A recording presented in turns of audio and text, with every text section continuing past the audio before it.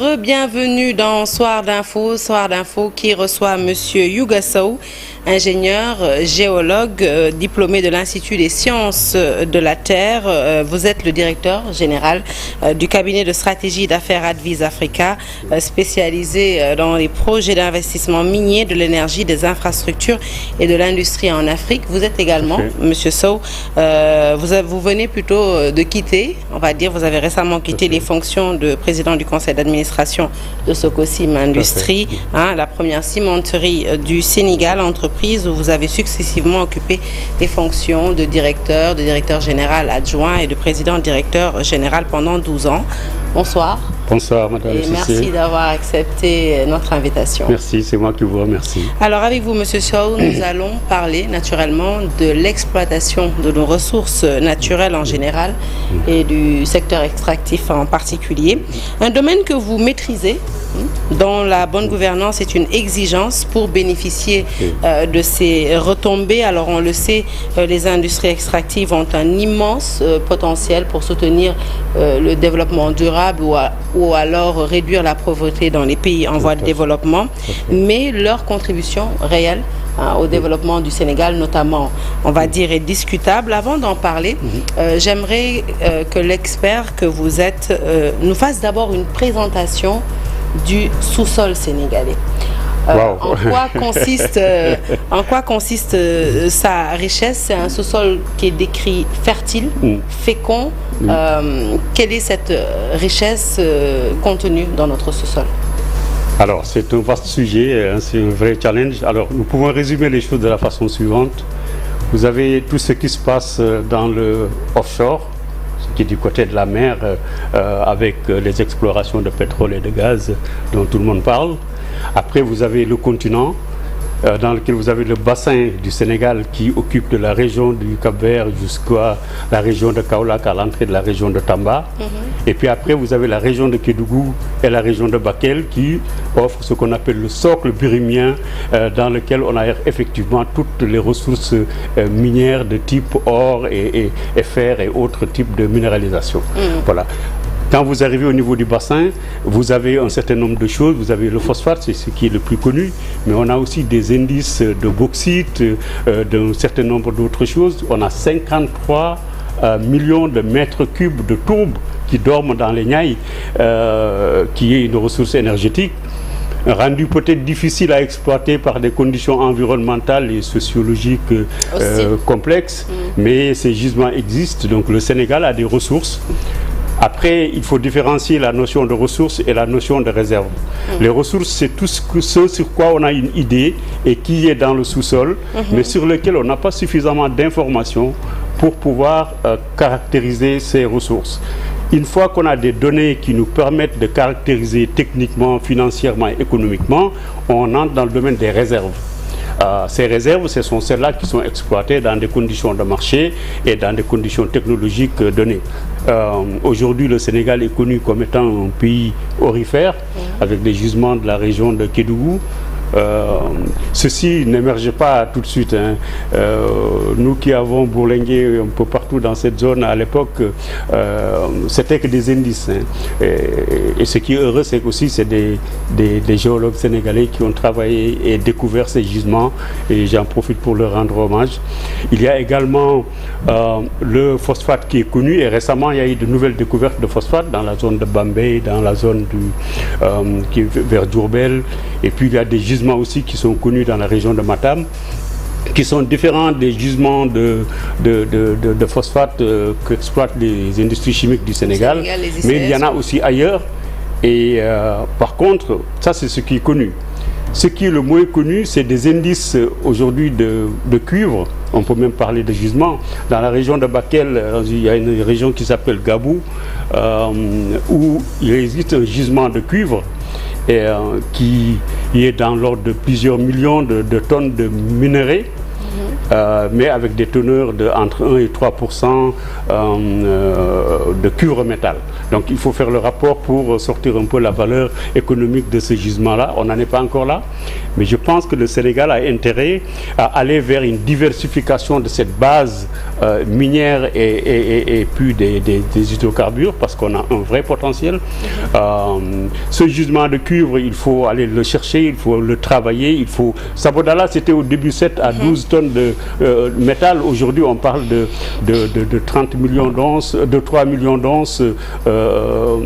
Ça veut dire qu'en faisant des travaux qu'il faut, on peut aller vers plus de réserves, plus de ressources, diversifier l'assiette minière du pays et puis aussi diminuer la pression sur les sociétés qui existent, qui aujourd'hui sont sous la houlette, voilà, ou sous les lumières, en tout cas de l'extractif d'une manière générale au Sénégal. Alors, un secteur extractif, comme vous venez de le décrire, vital, on va dire, pour l'économie nationale, mais qui ne semble pas encore avoir eu l'impact attendu par les populations. Au contraire, ce qu'on voit tous les jours au niveau de l'actualité, c'est qu'il fait l'objet de nombreuses tensions entre communautés exploitants qui se regardent en chiens de faïence. C'est le cas à Diogo, par exemple, ça arrive très très souvent. Absolument. Ce qui nous amène à nous interroger sur la politique minière, j'ai envie de dire, menée par l'État du Sénégal. Les lois et règlements, on le sait, sont contenus dans le code minier. Sont-ils appliqués par l'État ou est-ce que finalement l'État joue en tout cas le rôle qui devrait être le sien, entre entreprises d'exploitation et communautés? Oui. Écoutez, c'est un sujet très sensible. Il faut quand même reconnaître que le secteur minier est assez récent au Sénégal en dehors du phosphate. Le premier rapport sorti de l'ITIE, c'était en 2013. On avait un peu moins de 100 milliards de contributions. On est en 2024, 12 ans plus tard, on est à 380 milliards de contributions. On ne peut pas dire que le secteur minier ne contribue pas. Par contre, là où vous avez raison, c'est les flux de revenus ne sont pas perçus ou directement vus par les populations.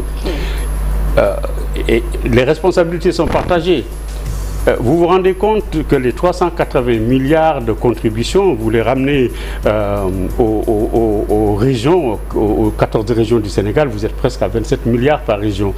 Vous les amenez aux 45 départements, voilà, vous vous rendez compte que si l'argent était redistribué directement, mais l'État ne fonctionne pas comme ça. L'État capte des ressources, les amène au niveau central, les redistribue par différents canaux à travers le budget. Après, ce qui se passe, c'est qu'on se retrouve avec des sociétés minières et pétrolières et gazières qui sont confrontées à des populations qui, elles, se réveillent tous les jours et entendent dire que dans la Constitution que les ressources appartiennent aux populations, parce que l'État n'est pas allé jusqu'au bout. Quand on dit que les ressources appartiennent aux populations, vous leur miroitez des revenus et puis des choses qui sont directement applicables et qui changent leur vie. D'autant plus qu'ils côtoient des sociétés minières supposées être riches. Ça crée des conflits. Il me semble que l'État doit encore davantage travailler sur comment redistribuer les ressources qui sont collectées. 380 milliards, c'est pas rien. Et il me semble que ces trois régions, globalement, ces trois régions qui produisent ces ressources-là. Et c'est pour ça qu'il est important de diversifier la base minière et pétrolière du Sénégal pour qu'on ait une masse critique qui nous permet d'avoir un impact plus positif. Mais n'oublions pas, Madame, si c'est juste une précision, que ces ressources minières aujourd'hui contribuent pour 31,89% des exportations du Sénégal. Ce qui n'est, selon vous, pas mal en soi? Mais moi, quand j'étais à l'école primaire, j'ai toujours récité des leçons en disant que la balance commerciale du Sénégal est chroniquement déficitaire. Et quand vous avez un secteur qui est stigmatisé et pointé du doigt, qui contribue en l'espace de 10 ans à 31% des exportations d'un pays, dont justement c'est par ces exportations qu'on capte des ressources, mais encore faudrait-il que l'État lui-même travaille sur la transformation des ressources dans le pays. La plupart de ces ressources sont exploitées en statut de ressources brutes, sont transformées ailleurs, on exporte des emplois, on crée de la valeur ajoutée ailleurs, les produits ne reviennent plus chers. L'exemple de l'acier. Est-ce que vous savez que le Sénégal est assis sur 750 à 800 millions de tonnes de minerai de fer depuis 1975. Date de création de la Miferso. Qu'est-ce qu'on fait? Le fameux fer de la Falémé. Oui, le fer de la Falémé. Qu'est-ce qu'on en fait? Vous allez aujourd'hui en Guinée. Bon, le Guinée, c'est un mastodonte dans le domaine du fer. L'exploitation de Simandou, entre 8 et 9 milliards de tonnes de minerai de fer, est en train d'être mise en place par Rio Tinto et puis une association d'autres compagnies. Mais nous devons pouvoir avoir une opportunité de transformation de ces ressources grâce encore une fois au pétrole et au gaz, parce que la variable clé, c'est l'énergie.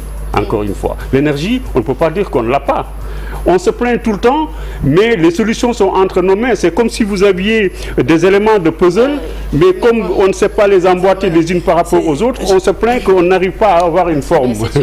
C'est une bonne transition justement pour s'interroger sur le rééquilibrage. Comment aujourd'hui rééquilibrer les intérêts, on va dire, de part et d'autre pour que tout le monde y trouve son compte. Oui, tout à fait. En fait, vous faites allusion certainement à des renégociations rééquilibrées. Vous savez, les contrats, à un moment donné, il faut les rééquilibrer. C'est tout à fait logique, tout à fait normal que nos États essaient d'en tirer le maximum. Après, il y a une limite aussi à tout. Vous avez un modèle économique, vous engagez des investissements, vous levez des fonds sur le plan international. Quand je dis on, c'est les compagnies minières et pétrolières. Elles vont sur le marché international pour prendre de l'argent, pour aller investir dans un pays qui s'appelle le Sénégal, avec des conditions qui sont garanties par les conventions et les décrets et différents textes en vigueur. Il faudrait à un moment donné qu'il y ait une approche beaucoup plus subtile et plus intelligente et de connivence avec les compagnies minières et pétrolières pour arriver à rééquilibrer si tant est que l'État estime être lésé dans cette relation-là. Après, il y a quand même des pays qui sont plus mal lotis, je peux dire, que nous. Dans le domaine du pétrole, les montages qui ont été faits au Sénégal, c'est des montages qui sont aujourd'hui regardés comme des montages qui sont totalement innovants et qui placent le Sénégal comme l'un des pays qui a mis le plus d'intelligence et de valeur, de recherche de valeur ajoutée pour le pays lui-même. Et ça, on est cité un exemple dans ce domaine-là. Après, dans le domaine de l'or et le domaine minier pur, vous avez la fiscalité. C'est la fiscalité qui joue. Dans le domaine pétrolier et gazier, vous avez des partages de production, etc. Vous avez une part de la production, vous avez des dividendes. Après, il y a souvent des conflits aussi entre les dépenses engagées. On est sur une télévision éminemment sociale. Oui, tout à fait. On le sait. J'aimerais qu'on s'intéresse un peu, qu'on s'arrête un peu sur ces récriminations qui reviennent souvent du côté des communautés. Ça s'appelle absence d'une politique de contenu local inclusive, le local content, le faible investissement dans les services sociaux de base, voilà, vous exploitez nos ressources alors qu'on n'a pas d'hôpitaux, on n'a pas de centre de soins, les barèmes d'indemnisation, on en parle tout le temps, jugés extrêmement faibles finalement par les populations délocalisées. On peut parler aussi de sites très symboliques, on va dire, pour ces communautés qui se retrouvent détruits. Voilà. Comment on peut venir à bout, vous touchez la question de fond. On est en plein dans les critères ESG, environnement, social et gouvernance. Aujourd'hui, il n'est plus admissible ou acceptable que des communautés locales côtoient des entreprises qui sont considérées comme des entreprises, en tout cas qui viennent chercher de la richesse, et se retrouver dans un dénuement total. Je dirais encore là, une fois aussi, que les responsabilités sont partagées. Parce que n'oublions pas que dans la plupart de ces zones, il y a presque zéro infrastructure. Or, ça c'est du ressort de l'État central. Il appartient à l'État de créer les conditions et de mettre des ressources.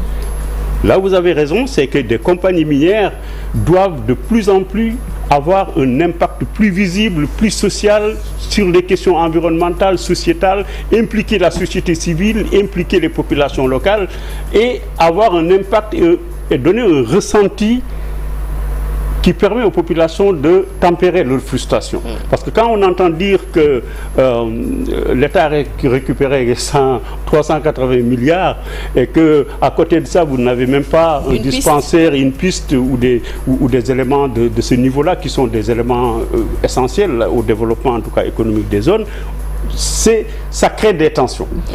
Je pense que souvent les compagnies minières, les populations, les compagnies minières aussi ne communiquent pas non plus, malheureusement beaucoup.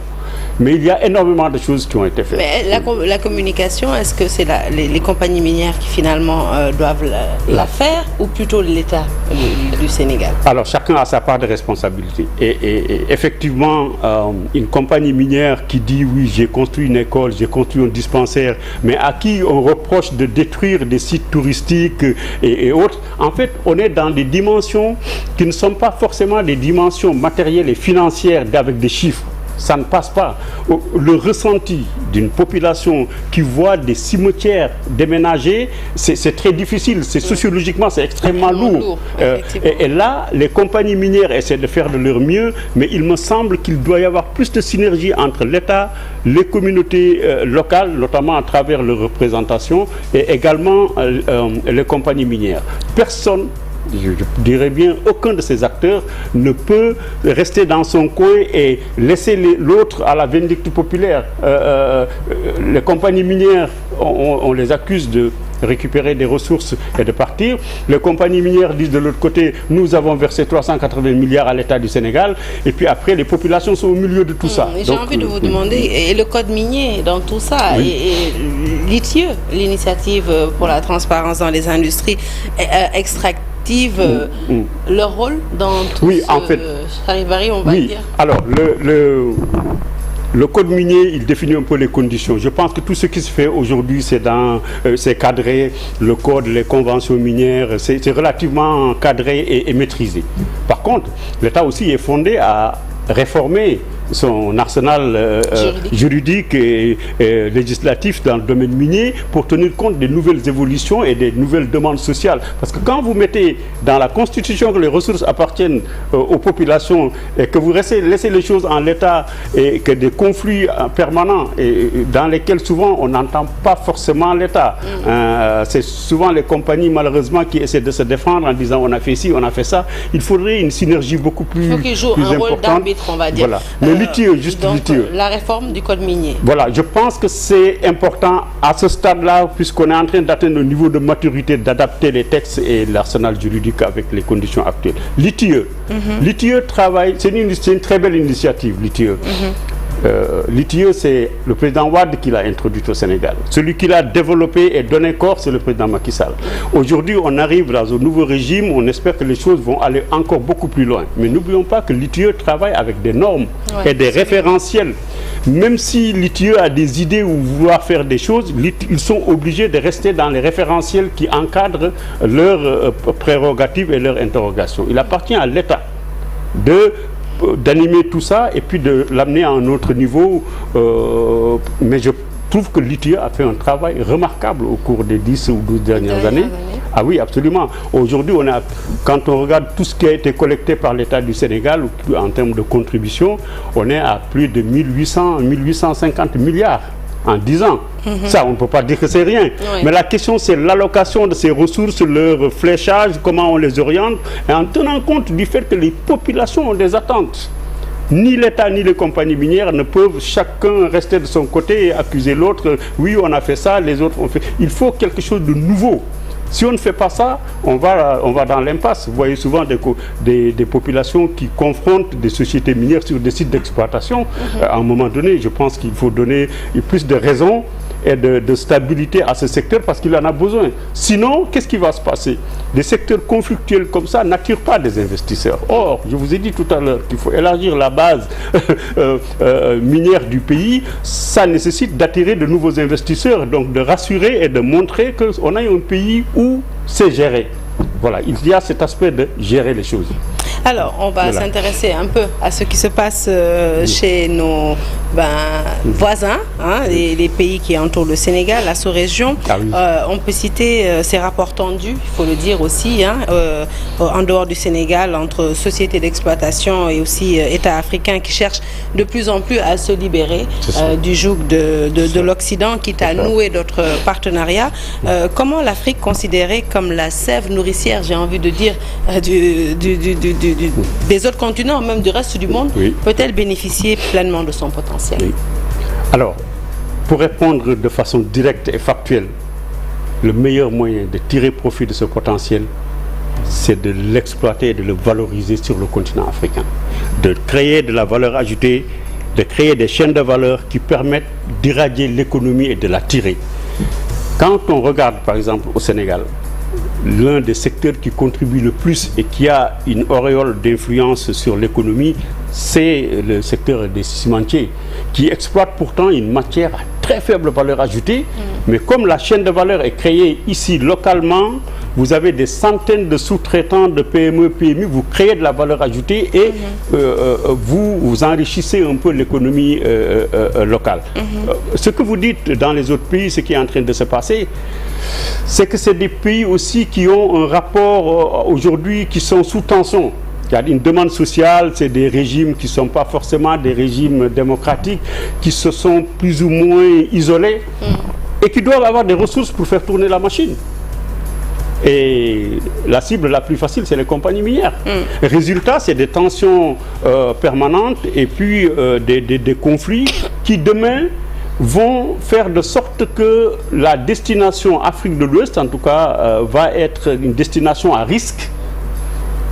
Et si c'est une destination à risque, vous êtes compagnie minière, vous voulez lever des fonds sur le marché international, vous avez des taux d'intérêt qui sont faramineux. In fine, si vous avez un modèle où vous avez des taux d'intérêt et des charges financières qui sont beaucoup plus importantes parce que vous allez dans un pays considéré comme risqué, parce que les gouvernements remettent en cause un certain nombre de choses, in fine, la société, elle perd, l'entreprise, mais le gouvernement aussi perd. Parce que tant que vous avez des intérêts financiers à payer, s'ils sont de l'ordre de 10 ou 15%, ils vont être répercutés sur le business model. Et donc, c'est moins de ressources qui vont aller vers l'État. Je pense qu'il faut une réflexion beaucoup plus structurée, plus profonde. On a des pays africains qui aujourd'hui tendent vers la souveraineté économique. C'est le cas du Sénégal. C'est le cas aussi de cette nouvelle alliance qu'on appelle l'alliance des États du Sahel. Est-ce que l'unité, tant clamée, on va dire, hein, du peuple africain, de l'Afrique, en mettant en place, je sais pas, des prix standards ou des prix planchers, en tout cas pour les minerais qu'ils ont en commun ou en partage, pourrait permettre à ces pays justement de jouir des retombées financières. En fait, des synergies, effectivement, il peut y en avoir. Mais il faut savoir que le cours des matières premières est fixé sur le marché mondial. C'est-à-dire que nos pays, qu'ils soient 2, 3 ou 5 ou 10, n'ont aucune emprise sur ces leviers-là.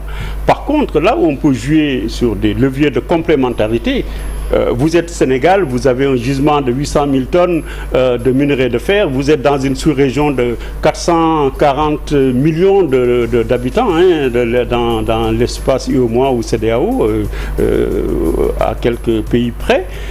Vous mettez en place une industrie dont le output, c'est-à-dire que la production peut se substituer aux besoins d'importation dans la sous-région. Mais ça suppose qu'il y ait des marchés qui sont cohérents, qu'il y ait des organes sous-régionaux qui sont forts, qui sont puissants et qui permettent au pays de pouvoir travailler ensemble.